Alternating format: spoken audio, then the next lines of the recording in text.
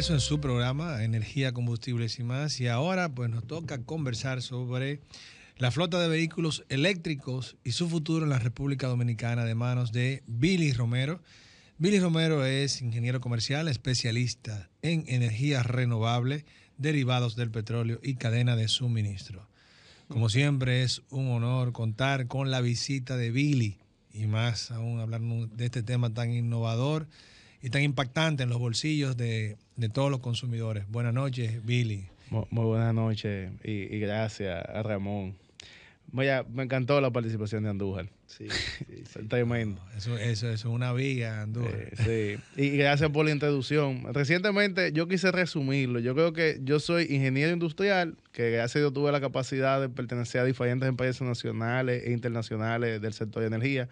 Y conozco un poco del petróleo, su derivado y todas las fuentes que conllevan a la energía y el oil and gas, como le llaman en la industria. Y supply chain. Y cuando tú combinas eso, siempre hay un efecto financiero. Y a mí me encanta, hice una maestría en esa área, analizar los colaterales. O sea, lo que estamos hablando del uno al uno con el dólar y el euro, yo te lo voy a traducir ahora en unos minuticos. Perfecto. Excelente. No sé si tú quieres que arranque. Adelante, Claro, totalmente. tu programa es suyo. Mire, yo tuve acceso, gracias a Dios, al borrador de lo que será el Plan Energético Nacional, que va a ser el 2022 hasta el 2036. Inicialmente, nosotros venimos de un documento que, bueno, a mí me ha sorprendido. O sea, nosotros tenemos en República Dominicana una agenda digital 2030 que estipula con metas objetivas y que yo creo que lo pueden lograr, que al 2025 un 15% del parque vehicular debería ser propulsado por energía eléctrica. Al 2030, un 30%. Muy ambiciosa, pero posible. Te voy a explicar por qué, con incentivo. Y vamos a ver qué está pasando a nivel global. Alemania, por ejemplo, a todos los vehículos eléctricos le está dando un bono que llega hasta 9.000 euros por unidad. En Estados Unidos hay bonos a flotas eléctricas que llegan a 80.000. Por ejemplo, ellos le llaman clase 5 porque tiene capacidad para 5 toneladas. Un clase 5 de la marca Chevrolet Ford te puede costar 140, 170 mil dólares dependiendo de las opciones. Eso es el que usan como U-Haul para transportar mercancía de mudanza, sí, pequeño. Ese camión te vale 140, 170. Si tú lo haces eléctrico, que te va a valer casi lo mismo, el gobierno te da 80.000 dólares. O sea, te va a salir a la mitad del precio. Esos son los incentivos que mueven la economía para que haya una transición correcta. Entonces, vamos al mambo. ¿Qué está pasando a nivel global? Ustedes supieron que el año pasado Brexit por fin se dio, salió Londres de la Unión Europea, y tú sabes lo que pasó con eso. Los choferes que viajaban a llevar combustibles, a llevar plátano, guineo, no podían entrar. O sea, ustedes no se enteran de eso. Sí, claro. O sea, literal, los choferes que ya tenían una nacionalidad más que todo de Europa del Sur, no podían entrar y tenían que sacar unos pasaportes especiales, unos permisos o solicitar visa para poder entrar a Londres, porque ya no estaba en la Unión Europea. Y se quedaron, hubo shortages, se quedaron varias veces sin combustible. Entonces, a donde yo estoy conectando, el transporte que es vital, y todavía, yo estaba chequeando antes de entrar a cabina, el registro mundial del consumo de combustible, todavía seguimos dependiendo de los combustibles fósiles. O sea, un estudio al 2019 refleja que todavía el 37% de la producción o del uso de la energía viene de combustibles fósiles y derivados. O sea, eso no se va a acabar. Vamos a tener que lidiar con eso de una u otra forma. Y en nuestro país, para dar un dato concreto, el 49% de la demanda de energía de combustibles fósiles va al sector transporte. Entonces, hay una oportunidad, porque internacionalmente estamos viendo cambios. En Estados Unidos, y escúchame que yo me voy con tantos datos, pero en Estados Unidos a un chofer de vehículo de transporte de carga se le está pagando más de 10.000 dólares, hasta 15.000 dólares, porque la pandemia creó un desabasto en los hubs, donde se acumuló mucha mercancía y no había suficientes choferes para transportar toda la carga. Y ahora es un puesto muy pagado en Estados Unidos. Entonces, donde yo voy, si los gobiernos internacionales, Alemania, Estados Unidos, están dando incentivos a los vehículos eléctricos, si a nivel mundial nos damos cuenta que es tan vulnerable tener que depender de humanos y de combustibles fósiles para el transporte de carga, si hoy en día hay la tecnología, que de hecho ya tiene más de 20 años, que mandaron un robot pequeño a Marte y lo controlaron con menos tecnología de lo que tiene la Lacto que tenemos ahora. El futuro es ese. El futuro de carga, yo creo que lo mencioné la última vez que hablamos, tiene que venir acompañada de una inteligencia que maneje el movimiento de la carga. Y a eso que yo te estoy apostando. En Estados Unidos, y eso es digamos, una premisa, se están desarrollando subestaciones para que los choferes no existan y los camiones autónomos puedan mover mercancía de Nueva York a San Francisco o Los Ángeles con una sola carga. Y te voy a explicar cómo. Con el proceso de battery swap. Cargadores, o sea, cargar una batería, o sea, el kilowatt hora dura mucho tiempo. Todavía no tenemos los cargadores. Pero sí hay la tecnología para hacer el battery swap. Entonces, imagínate que en Estados Unidos, que son distancias largas, ese es su mayor problema, el rango, el range, como ellos le dicen, que tiene que cubrir 2.000 kilómetros un trailer de 40 pies. Si puede en el camino, en una subestación, pararse 5 o 10 minutos, hacer swap, cambia la batería, pero no como la de un carro. Imagínate como un plug, como una batería de un control eléctrico, que tú le haces y en 5 minutos un celular de los StarTag, sí, de eso, solo le cambia la batería y sigue el vehículo. Ese es el futuro. Y fácilmente hasta sin un chofer. Entonces, ¿a dónde yo voy? ¿Dónde yo aterrizo esto? En República Dominicana corremos con una fantástica infraestructura, claro, con oportunidades de mejora, pero por lo menos tenemos carretera. Recuerda que yo he estado en muchos países del Caribe y Haití goza de muchas oportunidades, entre ellas no tener carretera. Una excelente oportunidad para que en el futuro se construyan, pero aquí ya la tenemos. Tenemos una infraestructura que con un vehículo comercial que te haga 500 kilómetros, es más, hasta 300 kilómetros, te puede hacer una ruta de un día de trabajo.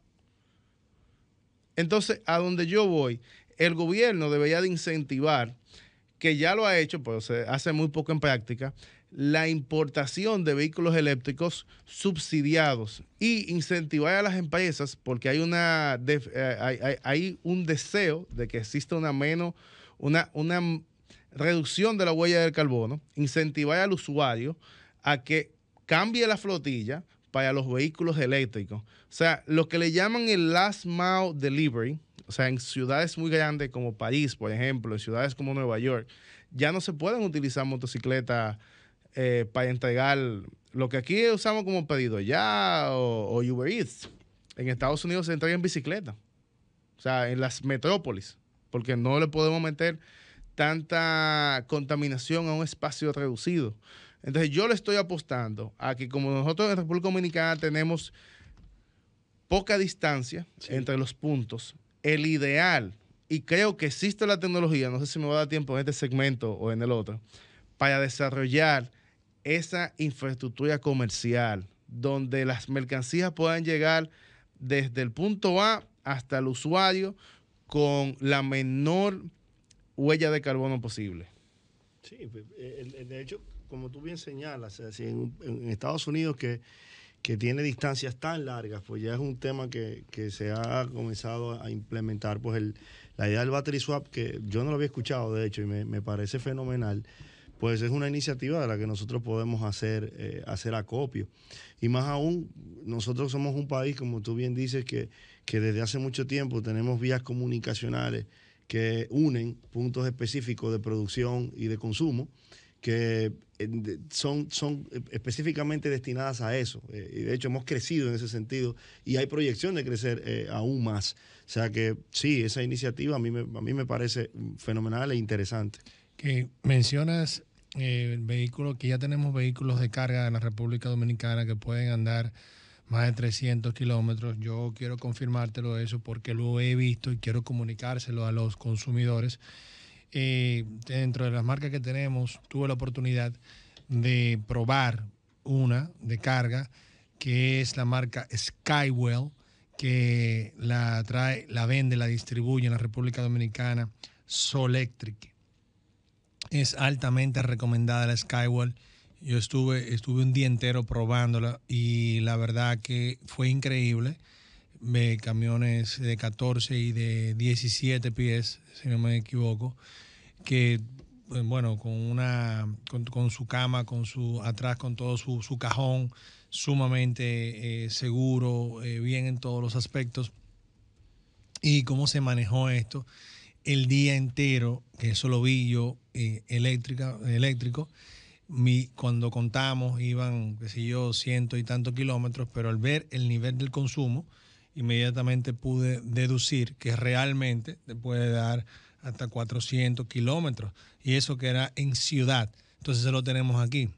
Sí, es verdad que ya viene la estrategia swap para cambiar de batería. Sin embargo, en la República Dominicana también se está organizando una estrategia de tener puntos de cargas en todos los lugares, puntos neurálgicos, en estaciones de combustibles, ya sea de gas licuado de petróleo, de gas natural o de estaciones de servicio, para que haya puntos de carga de electricidad. Entonces ya eso está avanzando, ya hay varias estaciones que lo tienen, pero hay proyectos ya que se están instalando bastante agresivos para que aquí no falte electricidad para la movilidad eléctrica ya. O sea, estamos hablando de que, qué sé yo, 1, 2, 3 meses usted puede andar su vehículo eléctrico, sea de carga o no, y no va a tener ese problema. Yo tuve que confirmar varias fuentes con el dato que voy a dar. Porque aquí hay más de 5,000 cargadores.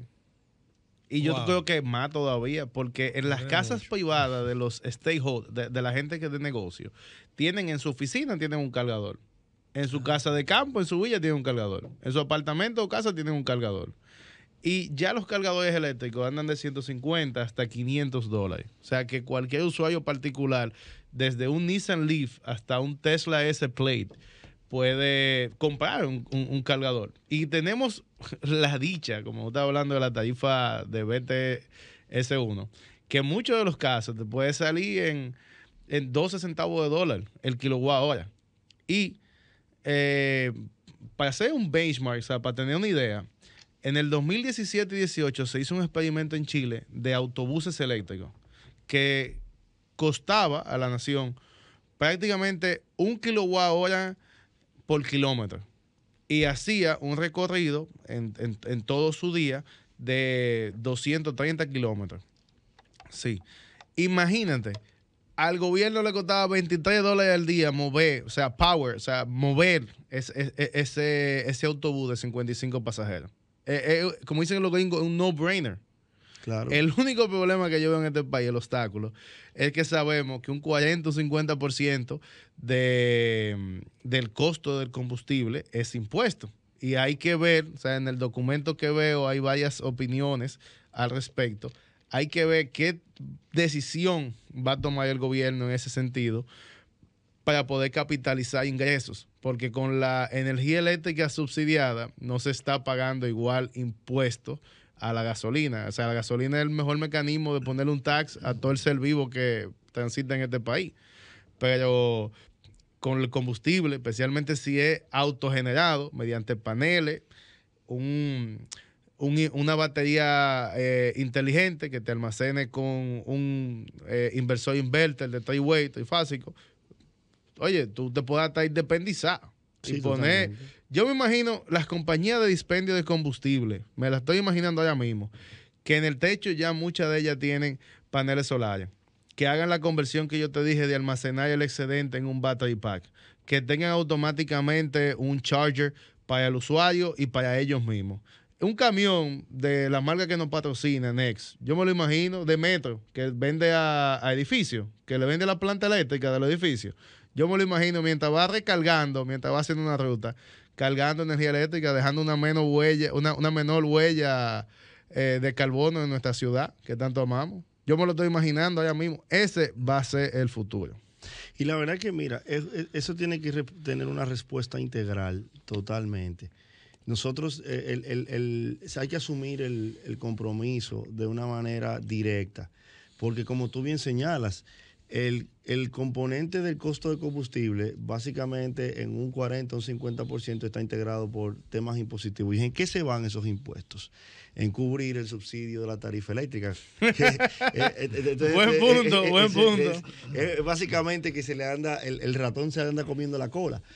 Tú, por un lado, exiges impuestos al galón de combustible y por el otro lado, por no exigir impuestos o tener el consumo de energía no estar grabado, tú como quieras tienes que pagar entre 1.200, 1.300 millones de dólares al año en la diferencia, en el déficit que tienen las empresas distribuidoras por no haber subido la tarifa. Y hoy en día, a pesar de que ha habido un plan para el desmonte de la tarifa, todavía producto de que la matriz no se ha eficientizado como se ha debido y de que también ha habido un tema de crisis gerencial que se ha vivido desde hace mucho tiempo en las empresas distribuidoras, pues no se ha podido cubrir ese déficit. Entonces, al final, el juego del gas de la el juego exactamente de cuál fue primero, el huevo o la gallina. Vamos a seguir hablando de este tema y de otros más de igual interés en el segmento siguiente. Por favor, manténganse con nosotros. Estamos de regreso en su programa Energía, Combustibles y Más y estamos hablando con Billy Romero sobre la movilidad eléctrica, sobre el futuro de la movilidad eléctrica. Pues Billy se ha estado viendo a lo profundo hacia adelante al respecto. Billy, danos por favor tus reflexiones ya, digamos, en resumen para los radioescuchas, que puedan beneficiarse de escuchar tus palabras, se han beneficiado desde que empezaste a hablar, simplemente ahora pues este resumen ya y lo que le queremos dejar para que lo capitalicen de inmediato. Lo voy a poner en 3 temas diferentes. El primero es, hay que abrirse a las nuevas tecnologías. Hay que entender que el mundo está cambiando. No sabemos cuál va a ser la conclusión final, pero como yo comenté la vez pasada, creo que la primera participación, el híbrido sería lo ideal. Cada mercado que hable por su propia capacidad de suplir a sus consumidores.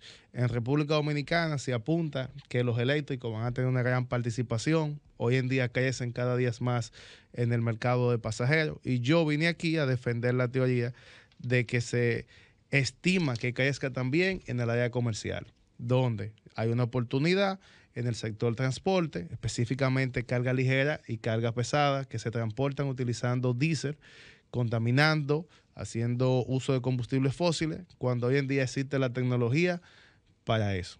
Segundo, veo que el gran ganador va a ser China. Yo expliqué la vez pasada de que China tenía una especie de guerra fría, de un tango con Taiwán, y Taiwán es líder de los chips, y por ende tiene más acceso a la materia prima para poder construir todo lo que es tecnología. Por eso hoy vemos que los chinos están liderando esta carrera de los vehículos eléctricos y los vehículos comerciales, y yo estimo que en pocos años, tal vez una, máximo 2 décadas, el mayor exportador de vehículos va a ser China, por la capacidad de desarrollar tecnología y tener acceso al silicio. Tercero, y ya con esto concluyo, démosle la bienvenida a los empresarios dominicanos que confíen en esa tecnología para poder hacer el transporte de carga. Los vehículos comerciales eléctricos son una realidad y yo saludo a cada quien que exista en él la chispa de dejar un mejor mundo que el que encontró. Gracias, hermano. Muy bien, Billy. Como siempre, magistral cerrando. Gracias por tu participación. Bueno, dicho esto, siempre damos noticias o comentamos temas de actualidad, tanto en energía como en combustibles. En ese sentido, en energía tenemos un tema. Mire, me gustaría que más que una noticia, que esto lo hagamos, que me gustaría inclusive contar con la participación de Billy comentando este tema. Básicamente en el mundo de la energía lo que ha estado en el tapete esta semana ha sido el incremento que se ha sentido en la tarifa que todos hemos venido pagando. Los responsables de las autoridades en el gobierno han salido a dar el frente a las reclamaciones que se han estado viviendo, porque se ha conjugado lamentablemente la situación del aumento de la tarifa con algunos apagones que se han estado sintiendo en algunos lugares del país, y eso ha suscitado ciertas protestas y demás, que ha motivado la necesidad de que el gobierno responda. Yo efectivamente te puedo decir que en función de la experiencia que uno ha tenido en algún momento en el sector, sí puedo señalar, sí puedo corroborar con algunas de las explicaciones que el gobierno señala respecto de las razones del incremento. Hay que señalar algo. Ciertamente hoy en día el último aumento que se ha presentado de la tarifa ronda un 9%. Sin embargo, no podemos olvidar que ese desmonte comenzó en noviembre del año pasado y que ya ronda más o menos entre un 30 y un 33% respecto de el desmonte de la tarifa subsidiada, que se proyecta de ser totalmente desmontada y equiparar una tarifa técnica al año 2025, según los planes que el gobierno ha presentado. Pero tampoco podemos olvidar que el pacto eléctrico, que ha sido lo que se ha reivindicado, establecía que para poder hacer ese desmonte había que cumplir con unas condiciones que se establecían se configuraban en el mismo, que podría dar lugar inclusive a la reclamación de nulidad de lo que se está viviendo. ¿Por qué? Porque a las distribuidoras se les exigía en su momento que tenían que tener una proporción entre gastos y presupuesto que no es el que se estableció en el pacto, y unos niveles de pérdida por igual. Por ese lado, hay que señalar que el tema del incremento que se ha estado viviendo, digamos que carece de esas condiciones que se previeron para el mismo. Pero sí puedo, reitero, corroborar con lo que ha señalado algunas de las autoridades del gobierno actual en materia de energía, en el hecho de que a pesar de que se está viviendo el desmonte, ahora en verano podemos sentir mucho más el incremento que se ha suscitado, porque el consumo se dispara por varias razones.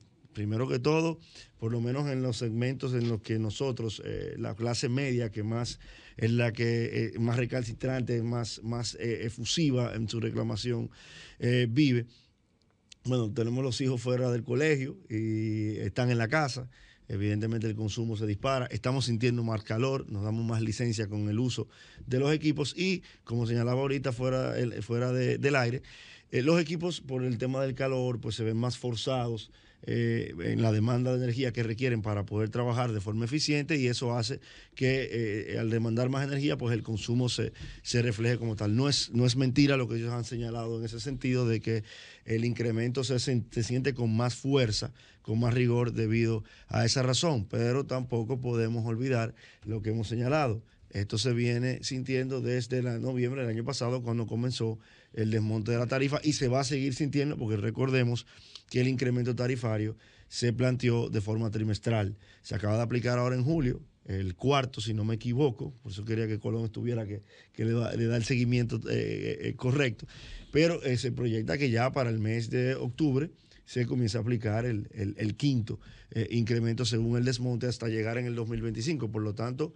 no se augura que haya una reducción en el precio de la tarifa, todo lo contrario. Tú mencionaste algo que quizá yo lo escuché bien o no sé si no, y te lo voy a preguntar. Escuché que tú mencionaste que por no haberse cumplido algunas condiciones del pacto, es posible que estas alzas por el desmonte puedan ser objeto de nulidad. Mira, jurídicamente plantea una discusión muy rica, porque habría que diseccionar la naturaleza jurídica del pacto como tal, que es el pacto eléctrico como instrumento, digamos, normativo, administrativo, cuál es el grado de vinculación.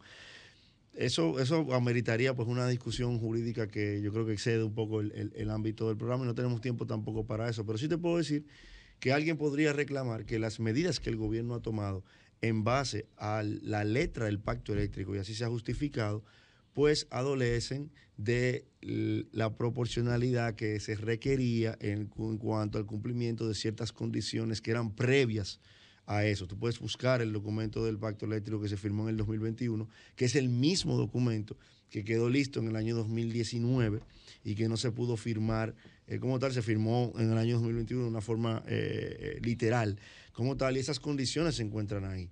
Entonces, digamos que por eso tenemos personas como el ingeniero Castellano, que ha venido varias veces a nuestro programa y reclama, mira, antes de haber aplicado ese incremento tarifario se debió haber cumplido con esto y con esto, y eso queda pendiente. Pero efectivamente nosotros somos consecuentes de que... Y Juan Tomás Díaz también. Juan Tomás también lo señaló la semana pasada. Exactamente. También somos consecuentes en el hecho de que el gobierno no puede seguir cargando con el tema del subsidio a la tarifa y que por eso ha debido enfocar sus cañones hacia otra actividad, hacia otra actuación que es mucho más, digamos, va más enfocada hacia lo correcto, que es el tratar de diversificar la tarifa la matriz energética y tratar de abaratar los costos de producción de energía, incentivando combustibles de menos volatilidad como el gas natural, el carbón y evidentemente pues los renovables. Hacia ahí es que debemos apuntar, pero mientras tanto, lo que se está viviendo y lo que se proyecta que se va a vivir hasta que todas estas medidas puedan ser concretadas en el tiempo natural que les toma, es que vamos a seguir pagando una tarifa eléctrica que no proyecta que va a bajar. Esa es parte de lo que se ha vivido estas últimas 2 o 3 semanas en el sector de energía. Y entonces, mire la cosa, subieron los intereses de los financiamientos de los paneles solares. Bueno, que estaban... bueno, más o menos. Lo que pasa es que cuando Estados Unidos le da una gripe, a nosotros nos da el COVID. Esa es la realidad. Tú sabes que Estados Unidos exactamente apretó un poquito los ingresos y las tasas, y eso nos ha afectado. O sea, compré un vehículo nuevo ahora, está hablando de una tasa de un 14, un 13.5, como poco. Ahora mismo es muy difícil tener acceso a financiamiento. Hay entidades que no nos patrocinan, pero que yo veo que tienen facilidades, inclusive descuentos para el financiamiento de los paneles solares, y es una de las soluciones que yo iba a dar. Siempre que tú puedas amortiguar tu factura eléctrica con autogeneración, es una inversión retornable. O sea, hay cálculos sencillos que se pueden hacer. El sistema está bien establecido para que aunque sea un 30% de lo que tú autoproduzcas sea reducido de tu factura eléctrica. Sí. Bueno, pues entonces ya dicho sobre energía, para cerrar con combustibles, simplemente recordarles que los precios locales de los combustibles se mantienen a su mismo nivel porque el barril del petróleo ha ido bajando y no se ha salido el promedio del rango que estableció el gobierno para dejarlo sin tocarlo. Y siempre aplaudimos esta medida del gobierno, ya que ha habido tanta volatilidad, otrora, o sea, digamos 3 semanas atrás estaba alto, que en muchos países, vamos a decirlo coloquialmente, se está quemando goma. Y muy fuerte, o sea, no solamente eso, de verdad, hay muchas revueltas muy violentas por el tema de combustible, porque sus gobiernos no han podido mantener los precios congelados y han tenido subida muy grande. Por ejemplo, en Panamá ahora mismo se está hablando de que está por encima de $6 el galón de gasolina. Entonces en Panamá ahora mismo estamos en medio de revuelta, pero así mismo venimos desde Ecuador con los indígenas, o sea, está bien Perú, difícil la cosa. Perú llegó de que a 7.5. O sea, yo estaba en un congreso la semana pasada en Nueva York, en Perú. $7 dólares un galón de gasolina. Así que nada, saludamos mucho esta posición del gobierno. Sabemos que es un sacrificio bastante grande y la verdad que nos está ayudando mucho porque estamos viendo los ejemplos en otros países y la verdad que la están pasando muy difícil. Bueno, muy buenas noches. Hasta aquí llegamos. Nos vemos el próximo martes. Gracias por sintonizar a su programa Energía, Combustibles y Más. Sol 106.5, con la mayor variedad de contenido, información, entretenimiento e interacción en una sola estación. Cobertura total, disponible para ti en la radio y en las plataformas digitales. Somos Sol 106.5, la más interactiva.